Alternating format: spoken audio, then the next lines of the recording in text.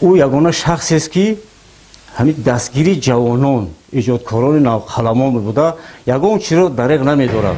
در کتابخانه ملی تاجیکستان باز هم جناب یاری همین کتابی ما را کشاده یک صحیفه خونده بود در جاش میاد. بعدی همکاری کردن با استاد در جاده ایجاد الکی فهمیش آنها تماما دیگر می شود. آنها خود درک میکنند که شعر چیست و شاعر کیست. شاهی جهان باشی هستم پسرت مادر. سیومین شعر استاد در وصف استقلالیت و نشر رسیده پیشکش خوانندگان گردانیده شد.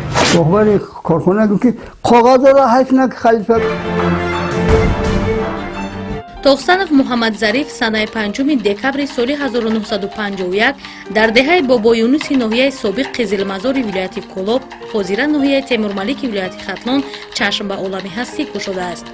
ӯ айёми тифлию наврасиашро дар оғӯши гарми деҳаи номбурда гузаронида, соли 1958 дар ҳамин деҳа мактаби ибтидоӣ ва соли 1968 мактаби миёнаи ба номи Ленини шаҳраки Данғара ва баъдан соли 1975 техникуми энергетикии собиқ шаҳри Қурғонтепа ҳозира Бохтаро хатм намудааст.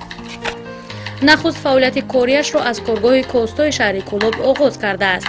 яке аз муаллифони китоби Дурахши офтоби Данғара низ ба шумор меравад.